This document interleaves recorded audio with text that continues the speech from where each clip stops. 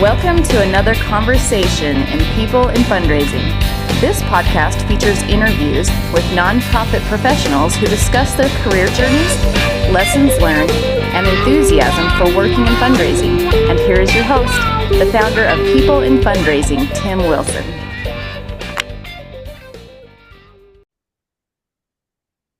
Good afternoon, everyone. Today is Wednesday, May 13th, 2026, and I am delighted to welcome Haider Ali to this episode of the weekly nonprofit series, People in Fundraising. Hi, Haider. It's nice to meet you virtually. Hey Tim, thanks for having me. Really happy to be here today. Looking forward to a great conversation. Wonderful. Me as well. Thank you for saying yes to being a guest. And there are a few reasons why I wanted to have you on the podcast. We'll certainly cover those topics, but just as a preface for our audience, Haider has written some really insightful articles on LinkedIn in the recent past, like less than the last 2 years. We'll talk about those. Those caught my eye to get the background and the reception of those articles. Before we get to that point, Haider, if you can please tell our audience who you are by your professional title, your company, where you're joining us from, anything like that. Yeah, so my name is Haider Ali. I'm the head of marketing and strategic partnerships at FundMiner. I've spent the majority of my career in the higher education advancement space, in the nonprofit space, both in the public side and in the private sector. Dabbled in some consulting in between, but really just love being in the mission-driven space. So I've spent my career kind of devoted to that. Today, I'm coming to you from not so sunny Calgary. I'm actually traveling for a conference, and just one of those moments I think where getting to speak to people on the ground and hearing what's happening on the ground is always so insightful, enlightening. So just really happy to have this conversation today and talk a little bit more about what's happening in the fundraising space. I love that. I look forward to that. Thank you, Haider. Before we get to those topics, I always ask this initial question of every guest. And for you, just if you can please explain to our audience how you entered the fundraising nonprofit development profession, please. Yeah, absolutely. I think it's one of those things that's common across everybody that there's a unique story. But I think what's uncommon is everybody's unique story. For me, it started out at my alma mater at McGill. I was an international student in my second year coming from Pakistan. My parents had sent me knowing full well that I had to support my education in a large part as well. Mm. So I took the task of sending out applications all across the university for a job. I sent out some 40 plus applications. I got one interview back, and Oh, then in my mind, I was like, I have to nail this. The interview was at the advancement office oh, under the foundation and corporate relations director, looking for a database assistant, essentially to help her, manage her files and her portfolio. Went in, was very fortunate to get that job. And I think what happened over the next 3 years really just solidified my career journey. In my mm. first year, we worked on a file where she was working on scholarships for students, and I was just supporting her with some of that research. In the second year, I was working at the university. That gift came through. And in my third year, there was a colleague of mine in one of my classes who got one of those scholarships. Oh, wow. Um, and I just felt so fortunate to be able to see the thread of, impact of philanthropy really go from the institution down to the individual that's getting it. Yes. I graduated in 2008 during the financial crash and Mm. had the opportunity to work at my alma mater full time and jumped on that. Yes. Grew from database analyst to leading the first BI unit in Canada at McGill. From there, wanted to do my MBA, stepped out. I always loved technology. So I spent a few years doing a startup in the ed tech space, Oh, then okay. did some consulting. And then what I'd like to say is I had this huge university-shaped hole in my heart. I Mm. knew I had to come back to higher ed at some point. It's been my ticket to my life in Canada. My alma mater had supported my visa and my permanent status in Canada and my citizenship. And so I knew I wanted to give back. I spent a few years at the University of Ottawa working in advancement performance, which is when I wrote some of those LinkedIn articles. And those last 3.5 years at the University of Ottawa were eye-opening in a completely different light. Mm. And we'll talk about some of those down the road, but I think it just kind of brought me to this point in our space where the opportunity to work for one institution is really powerful, but it takes a lot of time to build the impact you want. But I think the opportunity to work for the space more broadly was just too exciting for me. So that's Yeah, why I'm at FundMiner today. Long story told in about 3 to 5 minutes, but it's been an amazing journey so far. And I feel so privileged to be a part of this industry in this space and continue to contribute to it, you know? absolutely. Thank you. That's a phenomenal story, Haider. That's great. It's mine. I will say, what makes stories amazing is that they're so unique based on someone's experience. And I just feel very fortunate that I got to see not just the impact that I think philanthropy and our space can have on people's lives, but I got to see that up close and personal with like somebody that I knew. When I think Yeah, that's super rare sometimes. totally. I have a few follow-up questions. I'm curious how you and your family selected McGill.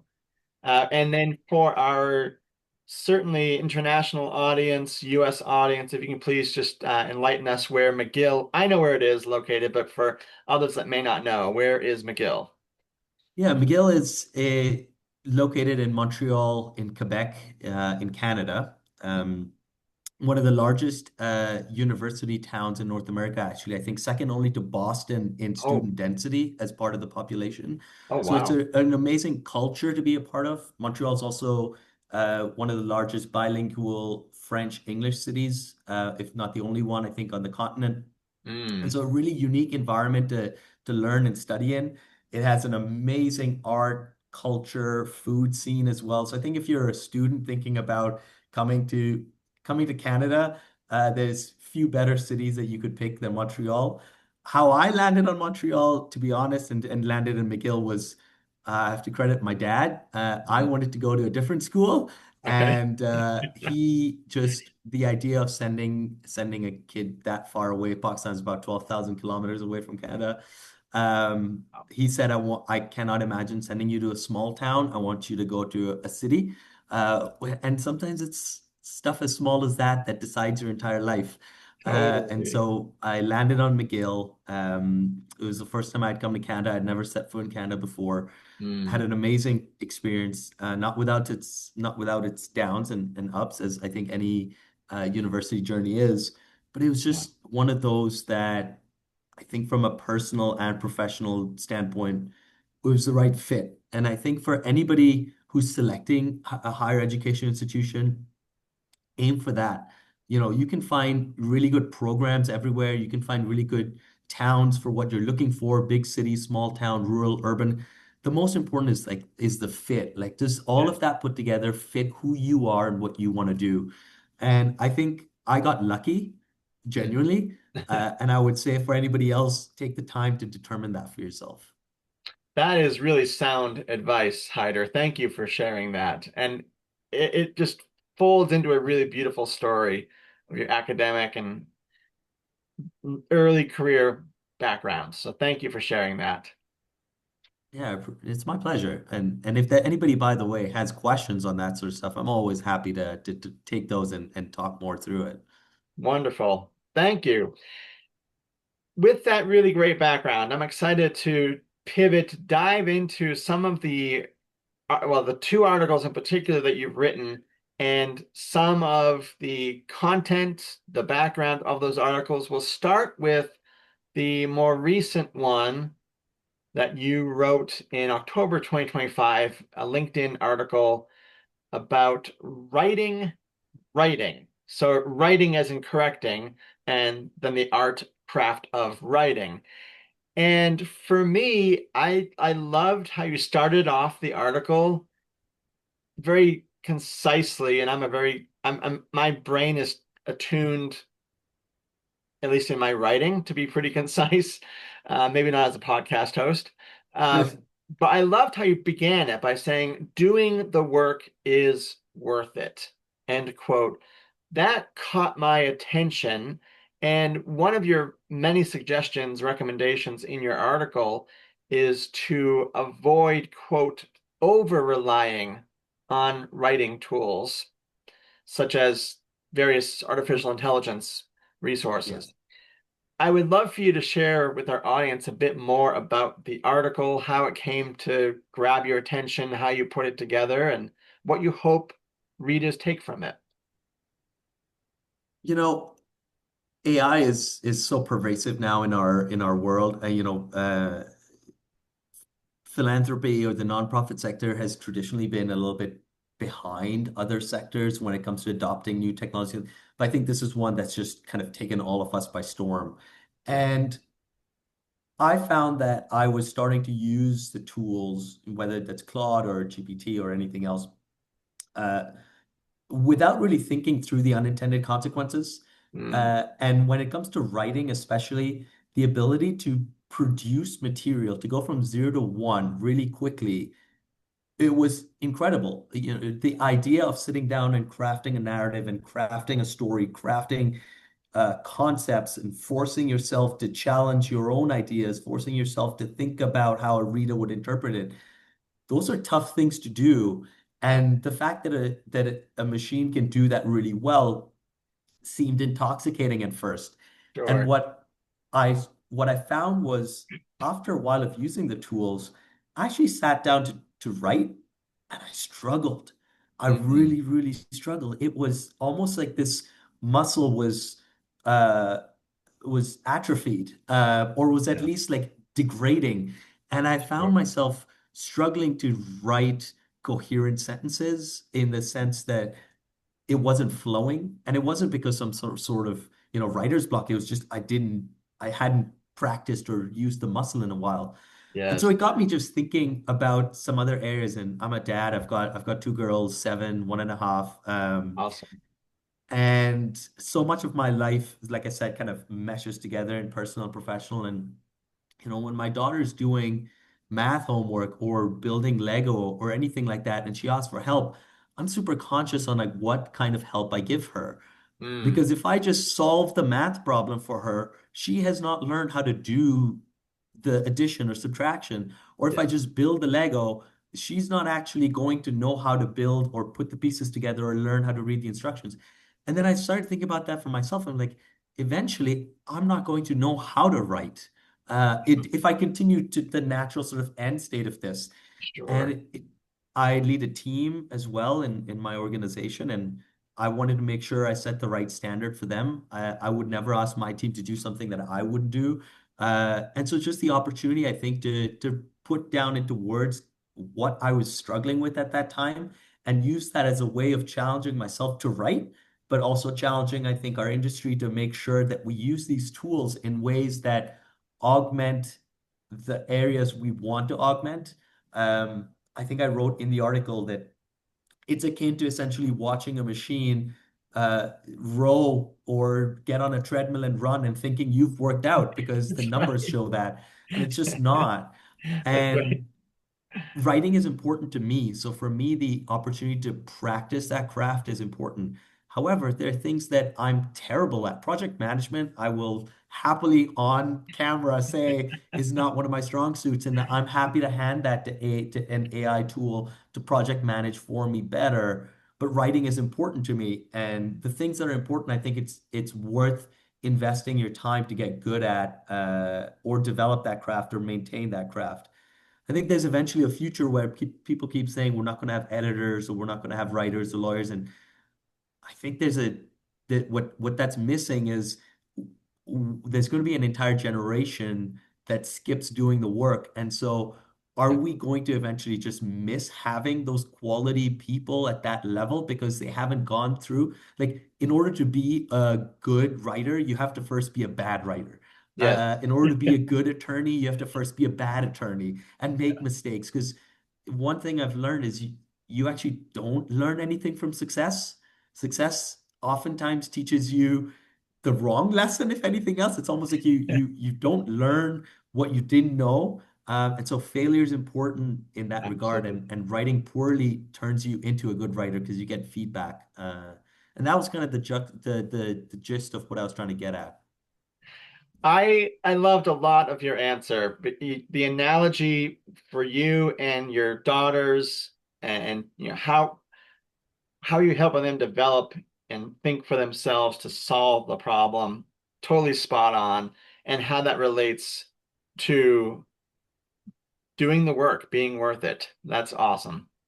And yeah, I think it's failure does. There's an article I have in my master questionnaire that I pull particular questions out for each guest. And a writer for the New York Times said that failure can cast a longer shadow than success. And the shadow being that it follows you longer, but it also helps to develop who you really need to be. Because you're right, like success, great. I know how to do this. Awesome. But the act of failing, trying again, assessing what you did wrong, is really critical.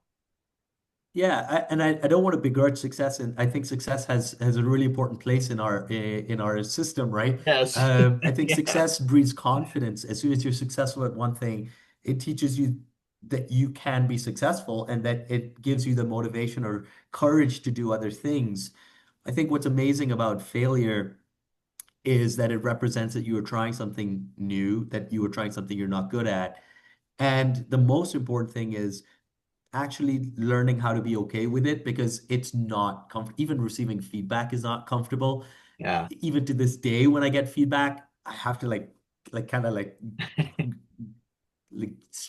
gather my strength to take it properly. Yeah, But there's no doubt that it makes you better. absolutely. Absolutely. I think that's a really nice segue to the third question here. It relates Yeah. to writing article. Um, as I read that article, my mind linked some of your thoughts to this quote from the late business innovation leader, Harvard Business School professor Clayton Christensen. And about a decade or more ago, he published a book titled How Will You Measure Your Life? And it was based on his history of, at the last lecture of his class each academic term, he would impart some of Mhm. his personal and professional experience. He's also a Harvard Business School alum, and so he was seeing alumni and friends come back to the university for reunions. And in some measures, they were incredibly successful and fulfilled and challenged. And in other areas, they were really struggling. And so Professor Christensen took those examples and tried to impart lessons to the younger generation and measuring their life. So his quote in the book was, quote, every time they tackle a problem, employees aren't just solving the problem themselves or the problem itself. In solving the problem, they are learning what matters. They are creating an understanding of the priorities in the business and how to execute them. A culture, in this place, a work culture, is the unique combination of processes and priorities within an organization. End quote. And I wondered, Haider, as you got this quote ahead of time, what may resonate with specifically your argument in the writing, or maybe other parts of your career. I love that you referenced Clayton Christensen. He's a person that I've referenced in my presentations as well. He did a presentation many years ago where he actually predicted that half of all colleges and universities in the US will be bankrupt in about 10 to 20 years. Um, and I think we might just be very early on in that precipice right now when you're seeing the financial challenges that higher ed is going through. Mhm. So he's definitely one that I value a lot in terms of his perspective. The quote is so fascinating to me.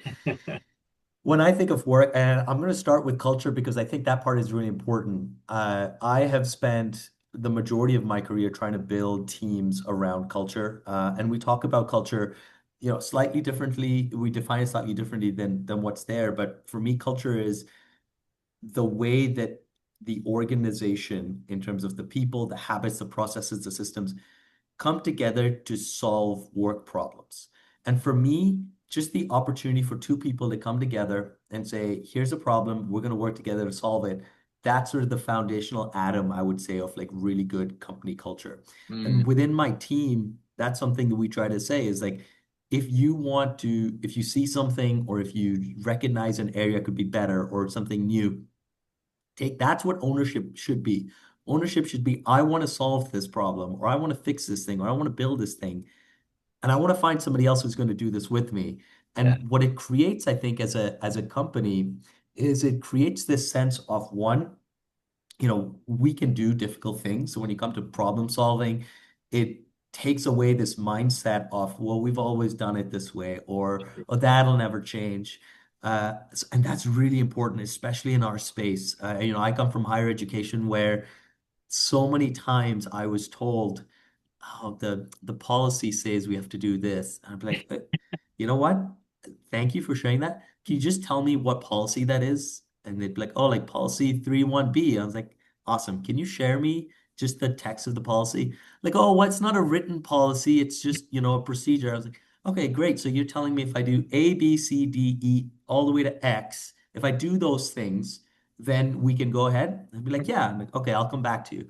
And then I'll go and I one by one find the people to do those things. And I think just going through that, it I fully believed in it, but everybody that I brought along the way was like, wait a minute, we can do this. Oh, wait a minute, there is a way to fix this. Oh, wait a minute, it can be done differently. And I think that was really powerful. So I feel like I've lived that quote.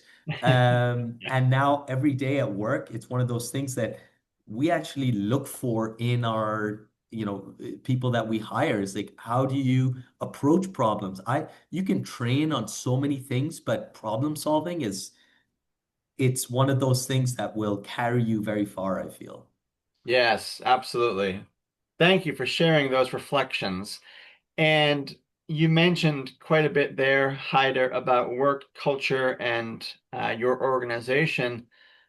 I'm curious, what can you share with our audience about the mission of FundMiner, where people can find it online, and your responsibilities there as FundMiner's head of strategic partnerships and marketing, please?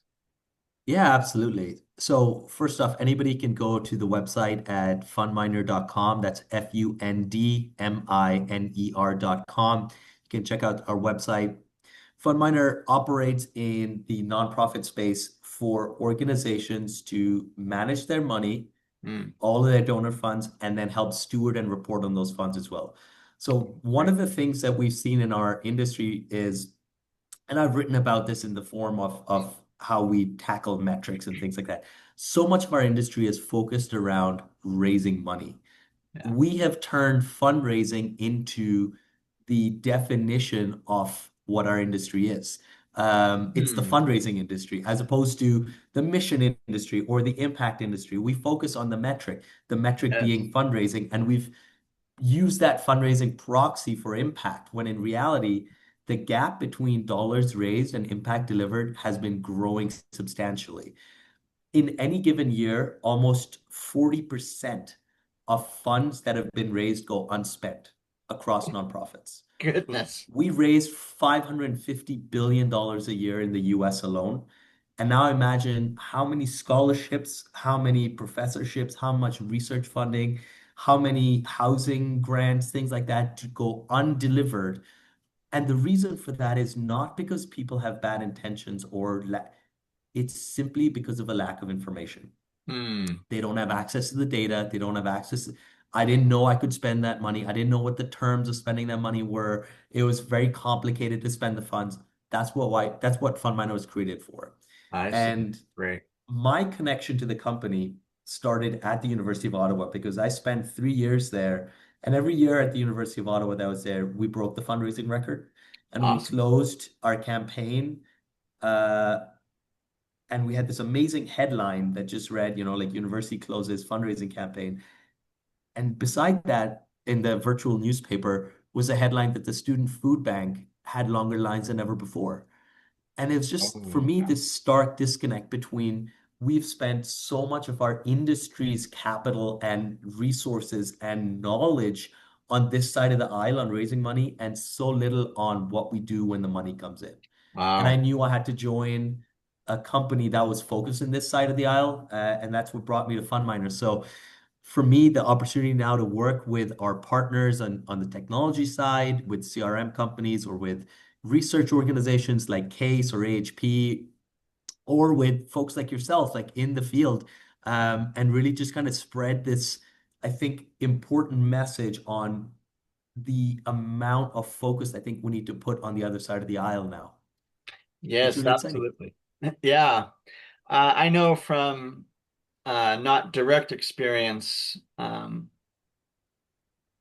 just anecdotally from others and listening to universities in particular where colleagues and friends have worked, that sometimes there is a reluctance on the part of academic deans to spend the money. They treat it as a rainy day fund. Oh, the rainy day fund. Yes, heard that so many times. It's unfortunately true, and I think it's not big. Again, it's one thing we've tried to focus on is that whatever these underlying reasons are, they're there's the symptom, and they're the justification for what the root cause is.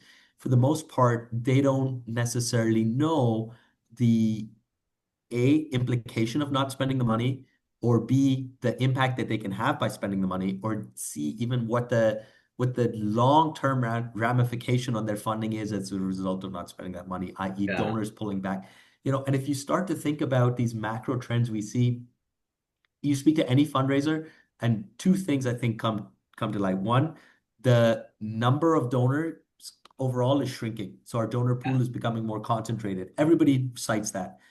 And our average fundraising is the average tenure of a fundraiser is 16 to 18 months or something under 2 years. Yes. Okay, well, if those two things are true, let's think about how that or why that's happening. And part of the reason is we have just churned more and more fundraising campaigns out of fewer and fewer donors without delivering the impact, or for fundraisers that results in, hey, congratulations on getting that gift. Next year, larger gift.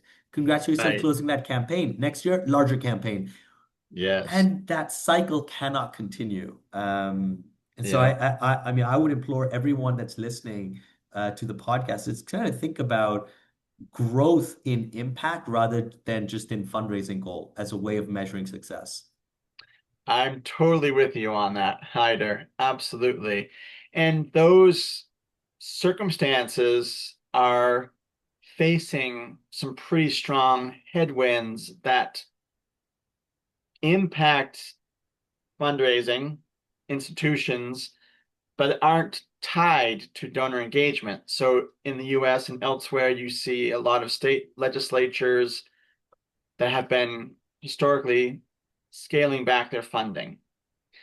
And a lot, just sort of in society, a lot of questions now about the value, the impact of higher education, whether Yeah. that comes from the graduating high school student, their family, comes from politicians, what you're seeing on Yeah. social media.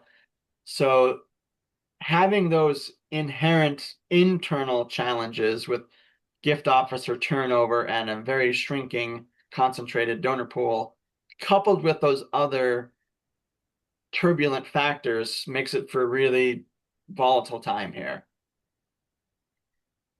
Volatile, but also an opportunity, I think, for Yeah. us to what I would almost say, reavow to what our mission was in the first place. As I think working in the nonprofit space, I've also, it's one of those things that's disturbed me is that we define ourselves as the antithesis of another industry.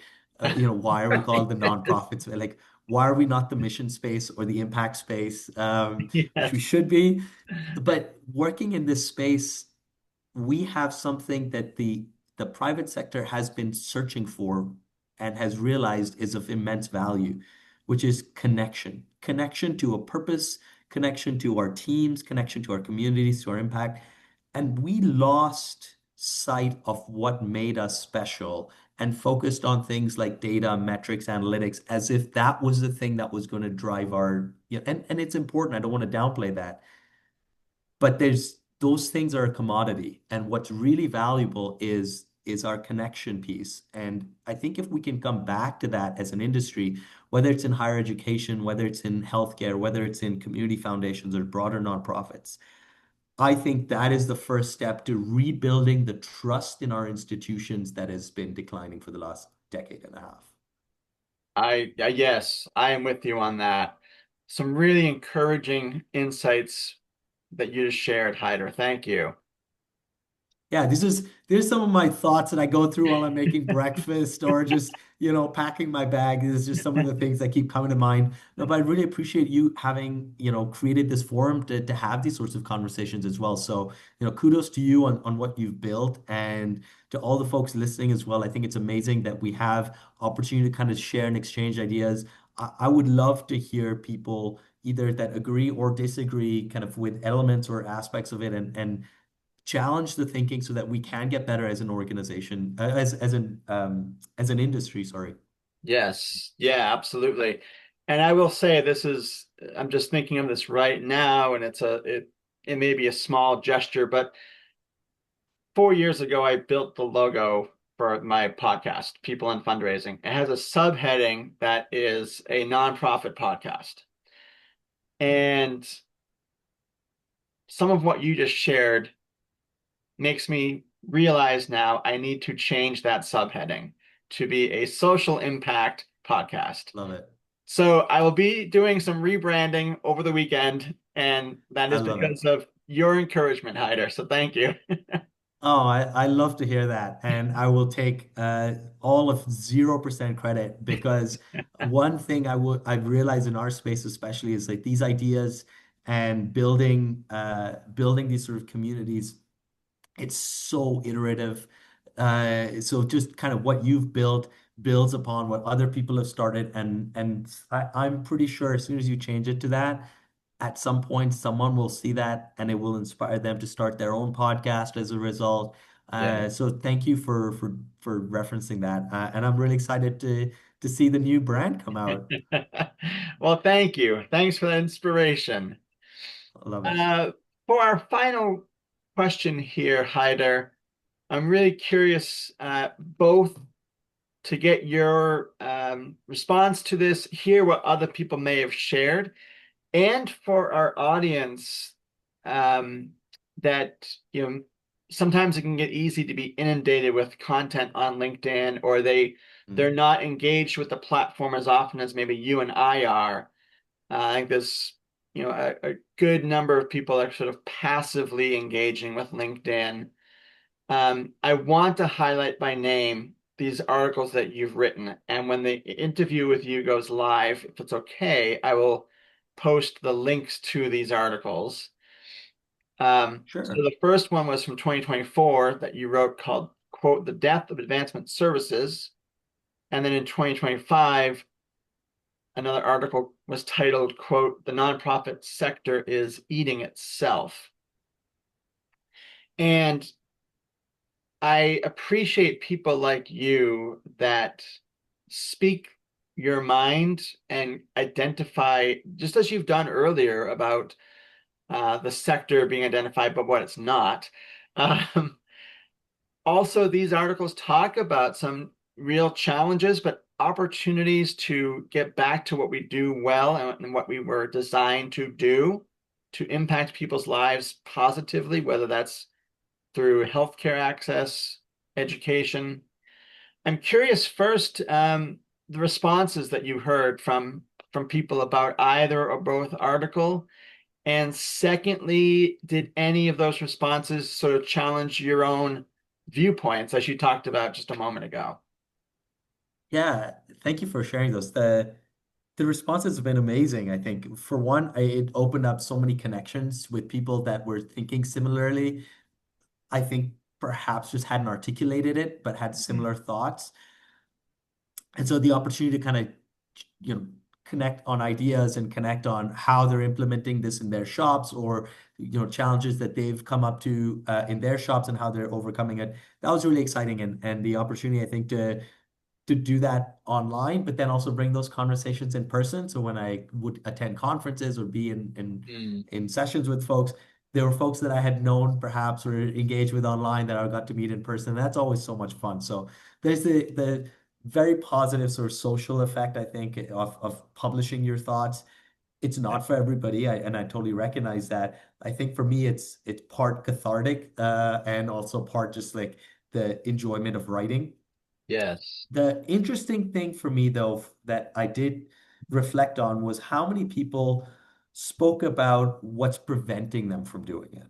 And Mm. in that regard, I think there's still a lot of work to be done, because I went to McGill, and I worked at McGill, which I realized only after leaving was the equivalent of growing up with a silver spoon. An Mm. advancement shop that is well financed, mature, high functioning, well resourced, where you can bring ideas and build ideas, and it doesn't come at a huge cost towards any of those things, Mm. versus being in an advancement or a fundraising shop where every dollar you raise is immediately going towards the community, and each person is wearing 72 different hats and trying to manage the database and do donor recognition and also do like invoicing, right? Yes. So I recognize, I think that's one thing that it opened my eyes to the disparity, I think, just in our sector alone.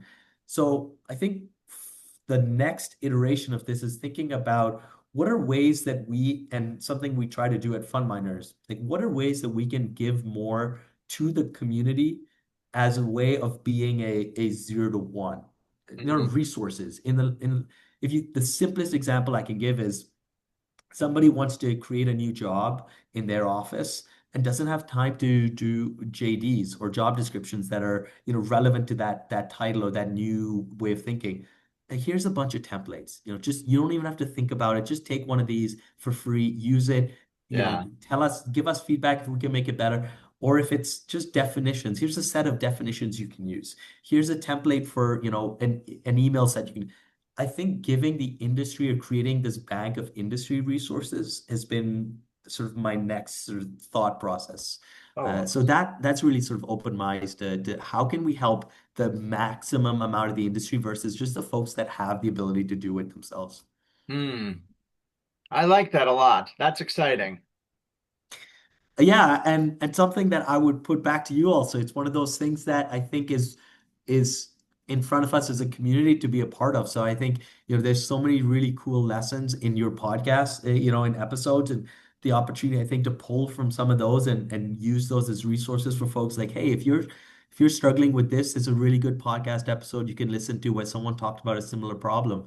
I Yeah. think just thinking about how can we coalesce some of these resources and have more of an industry place where you can go and get it. And that would be really interesting. That is a really good thought. I've done a little bit of that with a few professional chapters within APRA, which is the Prospect Development Mhm. Organization.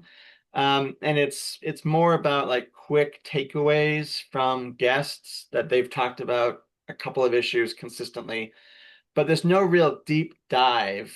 But what you've just shared and encouraged makes me think that yes, if I were to present again, maybe I spend the bulk of a presentation going really deep into one particular evergreen topic that comes up quite a bit. And I think people get a lot of value from that. But the Yeah. number one thing when I present at conferences, I see people doing is taking pictures of slides. Yeah. And I always tell them, I'm like, please take as many pictures as you want, but I will also send you the slides. And if there's a visual or a graphic that helps you sell your case in your organization, please use it, because that's what we're Yeah. creating it for. I think the struggle folks have sometimes is they have the idea and they have the ROI to it, but they actually don't know how to push an idea through an organization. That Yeah. in itself is a skill to say, I want to create this new project or create this new capability in my organization. Well, how do I get stakeholders bought in? How do I take this up the chain? How do I do the procurement? How do I, that that's one of those things where I feel, again, privileged to have gone through experiences that have taught me how to do it, but not everybody has that. So I think how we can help the industry is actually give people more of those resources on not just here's the high level, but here's how you can implement it. Yes, absolutely. Yeah, I know in my profession, there's quite a bit of knowledge sharing, template sharing that is geared to the practical day-to-day tactics. I have a need for an agenda for my monthly portfolio strategy with my gift officers. Does anyone have an agenda template they can share? Super helpful, really good. I love what you just said though here, like pushing an idea through your organization is a critical skill. How can we train on that and and still do the I have a practical need for XYZ as well. But that would be a gold mine. Honestly, I think one of the luckiest things I ever did was attend a conference, and I'm happy to share the name. It's a company called Insight Global, and they work on staffing and recruitment, but they have a division called Compass that focuses on culture. And I attended one of their conferences on how you build organization culture, and they have like a culture map, and they kind of show you the steps to build culture in Mm, your organization. It was hands down one of the best professional development experiences of my entire career, hands down. awesome. Changed the trajectory of my career actually. Mm, And what came to light for me is the importance of giving people the ability to not just have an idea, but like move this idea through your organization. It yes. is, it only comes when we go out of our comfort zone. And I think especially in the, go back to saying the mission, the social impact space, even in higher ed, we tend to attend our own conferences. So we will Yes. attend, you mentioned APRA, there's CASE, there's CCAE, there's, AFP. We stay inside our conference sort of, Very true. universe. I would highly encourage people to go to marketing conferences, go to a HubSpot conference, go Mm, to, social media conferences hosted by external, private sector companies, go to a culture conference, go to conferences that are outside of our industry and see what people are doing and bring that back because that's what we need inside our industry. We've yes. got a lot of knowledge inside our industry, a ton. We have very little external knowledge that comes in. And I think that is Mhm. where our growth kind of lies now. That's so good. And it makes me think of, and I may not be totally right on this, but a parenting analogy. You talked earlier about your daughter with Legos and whatnot. And as I was listening to you talk about external sources of knowledge and marketing conferences, social media conferences for people in social impact, it makes me think of, you know, a parent is the primary source of developing a child, but they don't do it in a vacuum. Then you Yeah. have the external sources that come in time with their teachers, Yes. grandparents, neighbors, Yes. friends, on and on and on. But they're building from what their parent has tried to instill. It's so good. You can almost see it as these concentric circles, right? You kind of have your core, and then you have these sort of like external things um, that kind of build around that core. But the core is critical. You have to have that foundational stuff. Yeah. But then you kind of build that out. I think that's one thing that, again, if you step outside of our space and you go to the private sector, these things are commonplace, Hmm. but you only experience it when you step out. And you asked me earlier about like reactions that people had to those articles. I think one of the sadder reactions for me was how many people talked about the fact that they left the space because of burnout or because things didn't change and they went to the private sector. The consulting space in in higher education advancement or healthcare advancement is filled with practitioners, people that were in the space that are now in consulting. And nothing against consulting. I've consulted, I've worked with consultants, they're brilliant people, but they left the space because either there's more money to make, or there's more openness to ideas, or there's more ability to impact it for a variety of reasons. But Yes. like, how can we keep more talent inside our industry? I would love to kind of grow that. Yes, absolutely. And I know that you would find other practitioners that want to be involved in that and want to learn and see how that develops. Yeah, Absolutely. it's one of the areas that I think, as we think about how we're going to grow as an industry, I think we have to really look at what are the things we're doing that we should continue doing? What are the things we're doing that we should stop doing? And what are the things that we aren't doing that we need to start doing? Yes. And those three buckets become really informative on how, how we can move forward.